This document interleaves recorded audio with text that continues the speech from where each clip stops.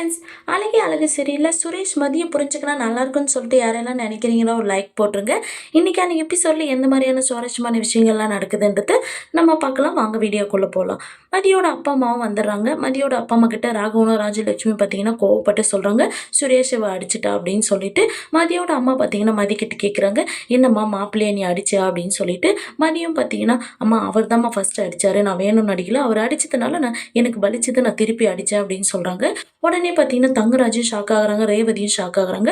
தங்கராஜ் பார்த்தீங்கன்னா, என்னடா சுரேஷ் நீ ஃபர்ஸ்ட் அடிச்சா அப்படின்றாங்க. ஆமாம் மாமா அப்படின்றாங்க. உடனே ரேவதி பார்த்தீங்கன்னா, ஏய் நீ எதுக்குடா மதிய அடிச்ச அப்படின்னு சொல்லி கேட்குறாங்க.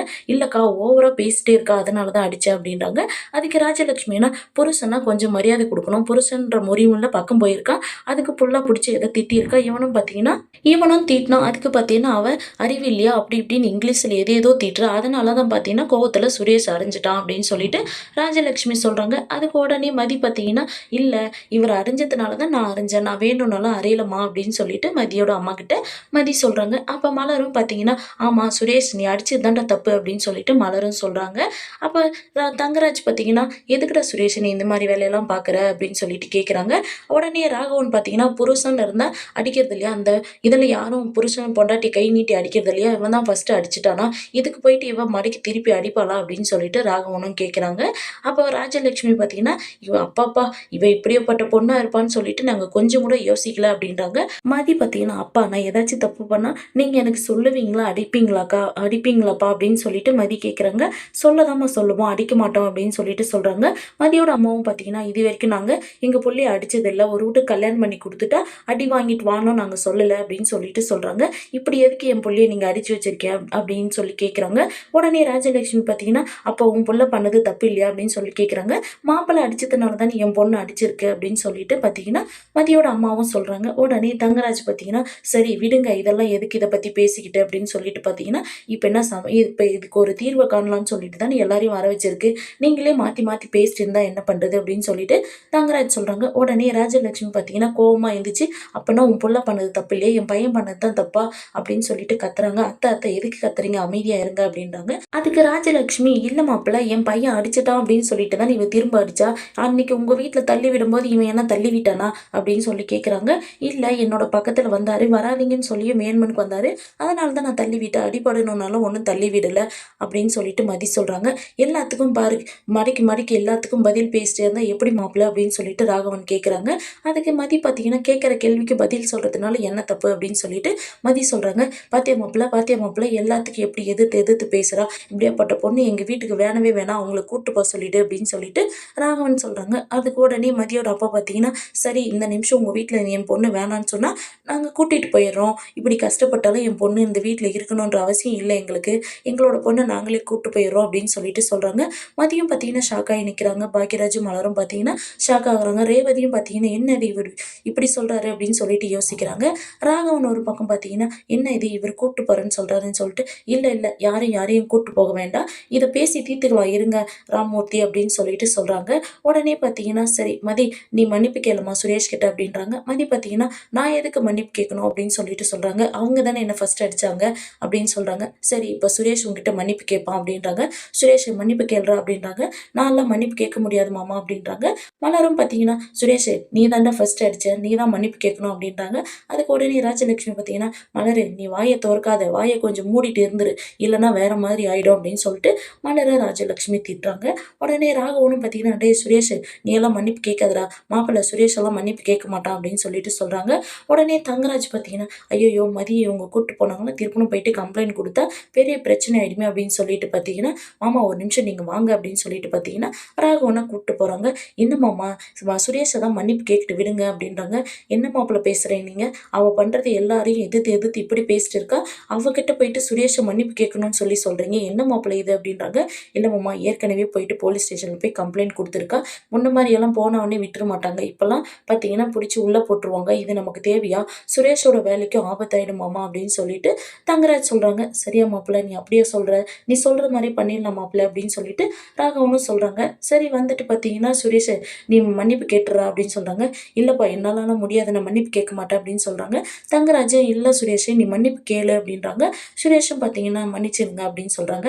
மதி நீ இப்போ மன்னிப்பு கேளுமா அப்படின்றாங்க. நானும் அடிச்சதுக்காக என்ன மன்னிச்சிடுங்க அப்படின்னு சொல்றாங்க. ஆனா இப்ப அடிச்சதுக்காக மன்னிப்பு கேட்கிறேன். திரும்ப இதே லாஸ்ட்டா இருக்கணும், ஃபைனலா இருக்கணும் என்ன அடிக்கிறது. இதுக்கு மேல திரும்பவும் அடிச்சா நானும் திரும்ப அடிப்பேன் அப்படின்னு சொல்லிட்டு மதி சொல்றாங்க.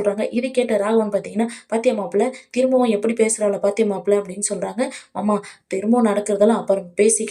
இப்ப நடக்கிற விஷயத்த மட்டும் பேசலாம்" அப்படின்னு சொல்லிட்டு தங்கராஜ் சொல்றாங்க. தங்கராஜ் பார்த்தீங்கன்னா, "ராமூர்த்தி இதுக்கு மேல இந்த பிரச்சனை வராது பார்த்துக்கலாம்" அப்படின்னு சொல்லிட்டு சொல்றாங்க. மாப்பிள அப்படின்னு சொல்லிட்டு சுரேஷ கூப்பிடுறாங்க. சுரேஷ் பார்த்தீங்கன்னா கோவமா எந்திரிச்சு போயிர்றாங்க. அப்ப மலர் பார்த்தீங்கன்னா, "அம்மா, அப்பா உட்காருங்க. வந்ததுலேருந்து நின்னுட்டே இருக்கீங்க" அப்படின்னு சொல்றாங்க. பாக்யராஜ் கிட்ட சொல்றாங்க, "ஏங்க சேர் எடுத்து போடுங்க" அப்படின்னு சொல்லிட்டு. அப்ப பார்த்தீங்கன்னா சேர் எடுத்து போட போன பாக்யராஜ், "இல்ல வேண்டாம்" அப்படின்னு சொல்றாங்க. மலர் பார்த்தீங்கன்னா, "இருங்க காஃபி எடுத்துட்டு வரேன்" அப்படின்றாங்க. "இல்லம்மா எதுவும் வேண்டாம்" அப்படின்னு சொல்லிட்டு மலரோட அம்மா சொல்றாங்க. "மாமா உட்காருங்க நான் சேர் எடுத்து போடுறேன் இருங்க" அப்படின்றாங்க. "இல்ல வேண்டாம் விடுங்க பரவால்ல பார்த்துக்கலாம்" அப்படின்னு சொல்லிட்டு மதியோட அப்பா அம்மாவும் சொல்றாங்க. "என்ன ராமூர்த்தி, உங்க பொண்ணுகிட்ட எதனா 4, 5 வார்த்தை நல்ல புத்திமதி சொல்லிட்டு போங்க" அப்படின்னு சொல்லிட்டு பார்த்தீங்கன்னா, தங்கராஜ் சொல்றாங்க மதியோட அப்பாகிட்டயும், அம்மாகிட்டயும். மதியோட அம்மா அப்பாவும் பார்த்தீங்கன்னா, "வாம்மா மதி" அப்படின்னு சொல்லிட்டு பார்த்தீங்கன்னா, ஒரு நிமிஷம் கூட்டு போயிட்டு பார்த்தீங்கன்னா, "மதி நீ நம்ம வீட்டுக்கு வந்துரும்மா. இவ்ளோ கஷ்டப்பட்டெல்லாம் இங்க வாழ வேண்டிய அவசியம் இல்ல. நீ நம்ம வீட்டுக்கு வந்துரு" அப்படின்றாங்க. மதியோட அம்மாவும் பார்த்தீங்கன்னா, கைய புடிச்சுக்கின்னு, "மதி நம்ம வீட்டுக்கு வந்துரும்மா. நீ எங்களோட புள்ளையா எங்க வீட்ல இரும்மா" அப்படின்னு சொல்லிட்டு அழுறாங்க. இவங்க ஏதாச்சும் பண்ணிட்டா என்னம்மா பண்றது அப்படின்றாங்க. "ஏதாச்சும் ஒரு பிரச்சனைனா நானே கால் பண்றேம்மா. நீங்க பயப்படாதீங்க" அப்படின்றாங்க. "நீ கால் பண்றதுக்கு முன்ன தான் அவங்களே கால் பண்ணிடுறாங்களே. அதுக்குள்ள நாங்க வர்றதுக்குள்ள எதனா பண்ணிட்டா என்ன மதி பண்றது? நீ வந்துரு மதி எங்க வீட்டுக்கே நம்ம வீட்டுக்கே போயிடலாம்" அப்படின்னு சொல்லிட்டு கூப்பிடுறாங்க. "அம்மா நான் இங்கேயே தாம்மா இருப்பேன். நீங்க ஒண்ணும் பயப்படாதீங்க. ஏதாச்சும் பிரச்சனைன்னா நான் பார்த்துக்கிறேன். நீங்க தைரியமா இருங்க" அப்படின்னு சொல்லிட்டு மதி சொல்றாங்க. உடனே மதியோட அப்பா அம்மாவும் பார்த்தீங்கன்னா, "சரி விடுமா" அப்படின்னு சொல்லிட்டு பார்த்தீங்கன்னா வந்துட்டு, "சரி நாங்க கிளம்புறோம். என்னோட பொண்ணு இங்கேயே இருக்கும்" அப்படின்னு சொல்லிட்டு சொல்றாங்க. அப்ப மதியோட அப்பா பார்த்தீங்கன்னா, "என்னோட பொண்ணு எந்த தப்பு பண்ணாலும் இதுக்கு முன்ன நீங்க கால் பண்ணி சொல்ற மாரி, நீங்க கால் பண்ணி சொல்லுங்க. நாங்க வந்து பார்க்குறோம். அப்படி முடியலையா, என்னோட பொண்ண நாங்க கூட்டு போயிர்றோம். நாங்க வர்றதுக்குள்ள நீங்க கொலை இது பண்ணிடாதீங்க" அப்படின்னு சொல்லிட்டு சொல்றாங்க.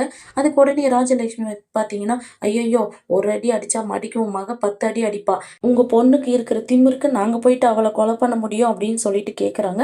உடனே தங்கராஜ் பார்த்தீங்கன்னா, "ராமூர்த்தி அந்த மாரியெல்லாம் எதுக்கு பேசுறீங்க? அந்த மாரியெல்லாம் ஒண்ணும் நடக்காது" அப்படின்னு சொல்லிட்டு சொல்றாங்க. "இல்ல சார், இந்த கல்யாணம் எந்த நிலைமையில நடந்துச்சுன்னு எங்களுக்கு தெரியும். என்னோட வீடு கைய விட்டு போயிடும்ன்றதுக்காகலாம் இல்ல. என்னோட ஆப்ரேஷன் பண்ண செலவுக்காகலாம் பயந்து பண்ணல.